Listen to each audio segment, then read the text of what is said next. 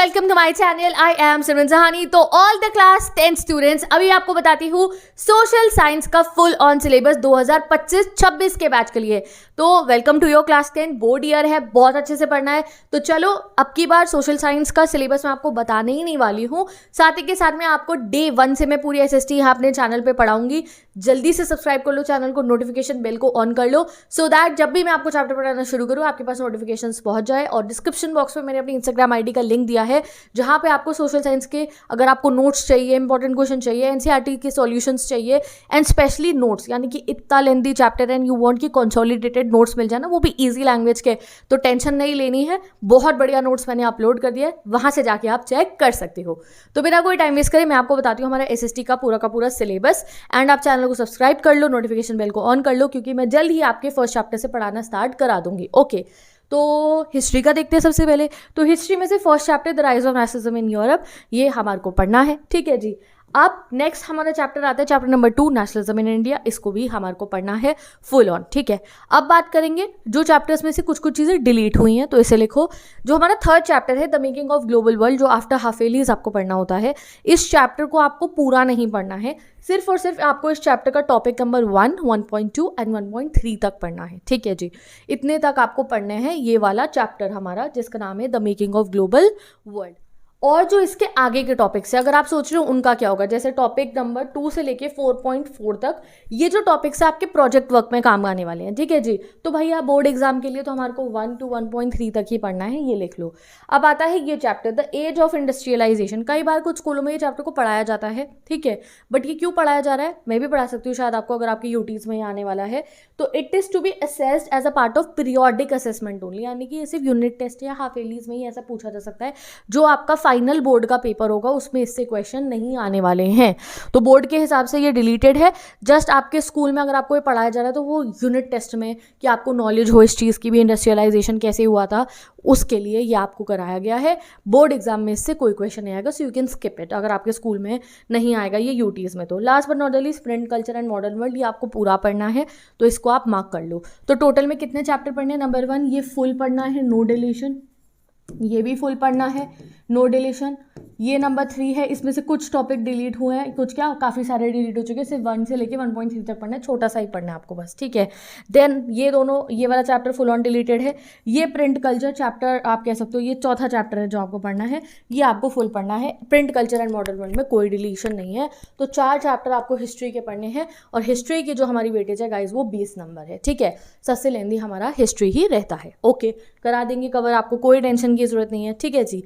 अब आता है हमारा ज्योग्राफी। 7 चैप्टर्स हमारे, मार्क करते रहो कौन कौन सा पढ़ना है। रिसोर्सेज एंड डेवलपमेंट फुल पढ़ना है, ठीक है। Forest and wild life resources आपको फुल पढ़ना है। वाटर रिसोर्सेज चैप्टर 3 आपको फुल पढ़ना है। एग्रीकल्चर चैप्टर 4 आपको फुल पढ़ना है। मिनरल एनर्जी रिसोर्सेज आपको फुल पढ़ना है, ओके। मैन्युफैक्चरिंग इंडस्ट्रीज ये आपको फुल पढ़ना है। अब जो ये लास्ट चैप्टर है life lines of national economy, इसको आपके सिर्फ मैप के पॉइंट ऑफ व्यू से पढ़ना है बोर्ड एग्जाम के लिए। यानी कि जो chapter life lines of national economy, ये आपके एग्जाम में इससे थ्योरी पोर्शन का कोई क्वेश्चन आंसर्स नहीं आएंगे, सिर्फ मैप वर्क आएगा इससे। तो मैप वर्क के लिए हमारे को पढ़ना है। तो टोटल में हमें 6 चैप्टर्स पढ़ने हैं ज्योग्राफी के, इन्हें जल्दी से लिख लो। तो 6 चैप्टर भाई साहब ज्योग्राफी के हो गए, ये भी 20 मार्क्स के हो गए।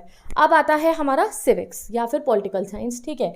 तो इसका पहला चैप्टर पावर शेयरिंग आपको पढ़ना है। सेकंड चैप्टर फेडरलिज्म आपको पढ़ना है। Third chapter gender religion caste you have to study. Fourth chapter political parties आपको पढ़ना है। Fifth chapter outcomes of democracy आपको पढ़ना है। तो 5 चैप्टर से आपके 20 नंबर की वेटेज आ रही है।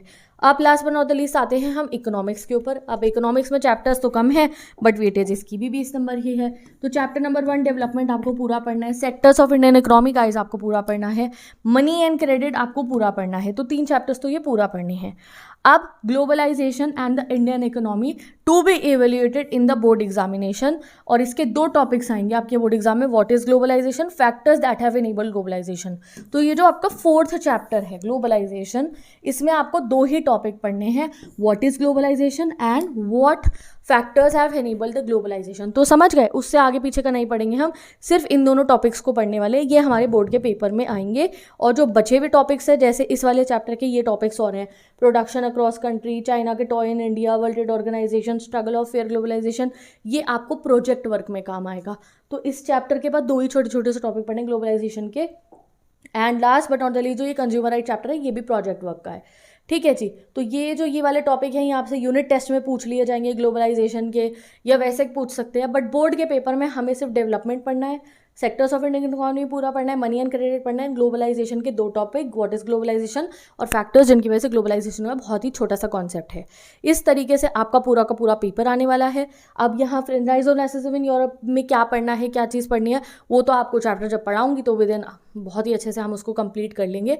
तो आप कह सकते हो कि 80 नंबर का तो ये आपका थ्योरी का पेपर हो गया, 80 नंबर थ्योरी के हो गए।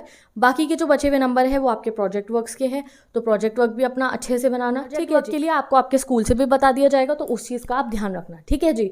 तो विद दिस इस वीडियो को यहाँ पे एंड करते हैं। मैंने आपको बता दिया कि हमारी क्लासेस जो है सोशल साइंस की बहुत जल्दी शुरू होने वाली है। तो जो चैप्टर आपको क्लास में फर्स्ट पढ़ाया जा रहा है, जल्दी मुझे कॉमेंट करके बताओ। आप 1-2 दिन हो गए आपको स्कूल जाते हुए, डे 1 हो चुका है, कौन सा चैप्टर आज आपको SST में पढ़ाया गया है, ठीक है। जितने बच्चे कहेंगे जो चैप्टर हो रहा होगा ना, मतलब मोस्ट ऑफ द स्कूल्स में, उसी से हम भी स्टार्ट कर देंगे, ठीक है। और इधर यू वांट कि दीदी आप इस चैप्टर से शुरू करो, तो वो आप मुझे बता सकते हो। हमारी प्लेलिस्ट बन जाएगी सोशल साइंस की, and will start studying from the first week of April only, okay जी। बाय ठीक है, best of luck. Instagram ID में जाकर आप मुझे फॉलो कर सकते हो, दैट्स अ प्राइवेट अकाउंट, क्योंकि वहाँ पे कोई और एक्टिविटी नहीं होगी, सिर्फ और सिर्फ आपके नोट्स आएंगे जिनको आप डाउनलोड कर सकते हो फॉर योर रेफरेंस, ओके जी। एंड सब्सक्राइब करो चैनल को, लाइक करो, इस वीडियो को शेयर भी कर सकते हो अपने दोस्तों के साथ, क्योंकि जल्द ही सिर्फ और सिर्फ SST ही नहीं, मैं इंग्लिश भी पढ़ाती हूँ अपने चैनल पे। सो बस पढ़ाई शुरू करने, क्योंकि इस साल 10th के बोर्ड का टॉपर हमें ही बनना है। Bye bye, best of luck.